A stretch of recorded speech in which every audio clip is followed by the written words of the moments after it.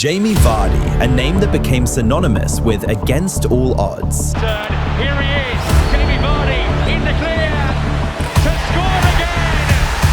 This is Jamie Vardy. With Nugent in the score, this is Jamie Vardy. It became more than just a name given to one man. When the name is spoken, it triggers the story of a boy who survived after years of struggle. A boy who was rejected for being too small, but later became the force that drove Leicester to their victory in the EPL, the first of many.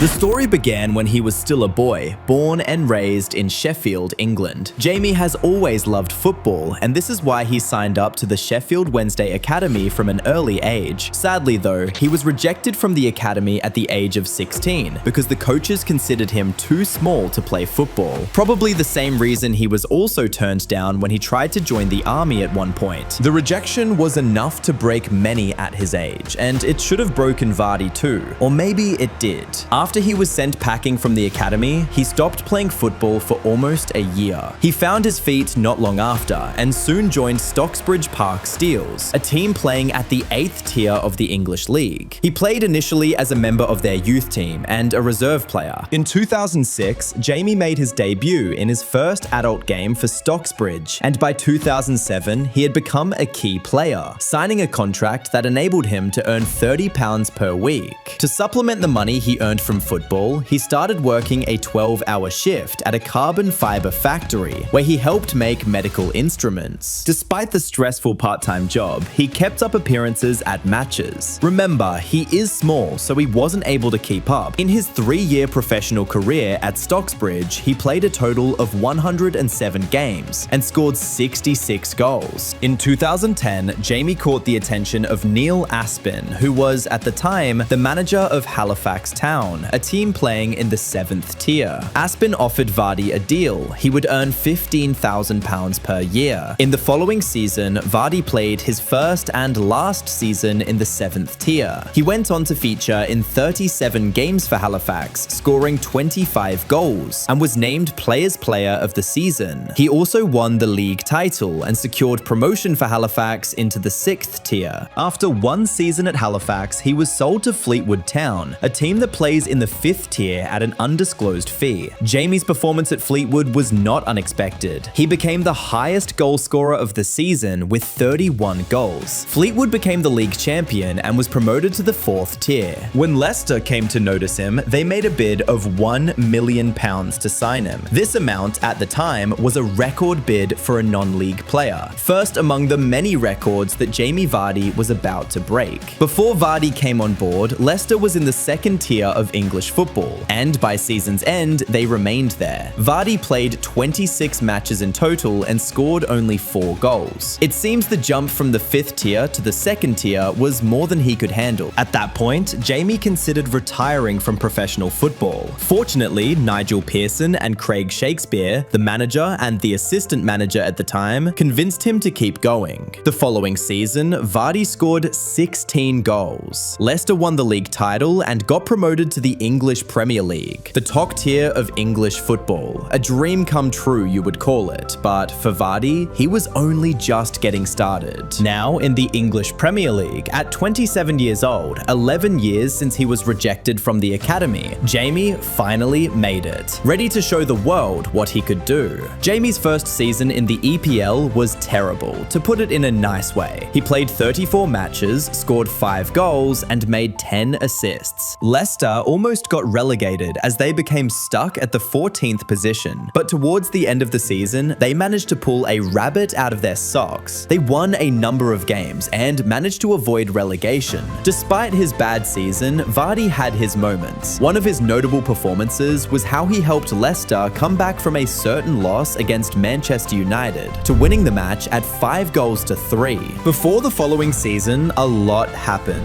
Vardy became team captain in the summer, and the head coach, Nigel, the man who convinced Vardy to keep playing when he wanted to retire, that man was fired from Leicester, and in came Claudio Ranieri. Now, that season, Leicester's chance of winning the Premier League was 5,000 to 1, but That season, the team decided to lock up. With other players like Riyad Mahrez and N'Golo Kante, Vardy went on a scoring streak, scoring goals in almost every match. He went on to score at least 1 goal in 11 consecutive games and broke the world record, beating the previous record, which was held by Ruud van Nistelrooy, who scored consecutively for 10 matches. No doubt the team was on fire. At the end of the season, Vardy won the PFA Player of the Season, was named the Football Writers Footballer of the Year, placed 8th in the 2016 Ballon d'Or ranking, and the real goal, Leicester won the Premier League. After that season, Vardy became a world-class player. Arsenal offered a £22 million deal to sign him, but he chose to stay at Leicester, saying that the team believed in him and he reciprocated. He also went on to play for the England national team, and from there on out, he went on a record-breaking streak. First Champions League goal, goal of the season, joined the 100 Premier League goals club, oldest player to win the Golden Boot, won Leicester their first FA Cup, first player to play in every round of the FA Cup. You go out, you take each game one by one, you give your all, what will be will be. Back then we ended up winning quite a lot, and that's football. At the end of the day, on a normal match day, it's 11v11 and anyone can beat anyone. So we'll just be working as hard as we can on the training field to make sure that we're ready for every single game that comes up. Take them one by one and we'll see where that takes us. We can never be too old to learn. We can always learn. So that's what it's down to now. It's about me getting the training in with the lads, and then when we come to the game days, it's me visualising what the opponents do on videos and stuff like that, and where I could either exploit them or exploit in a position where it helps one of my teammates out so that we end up with the ball in the back of the net.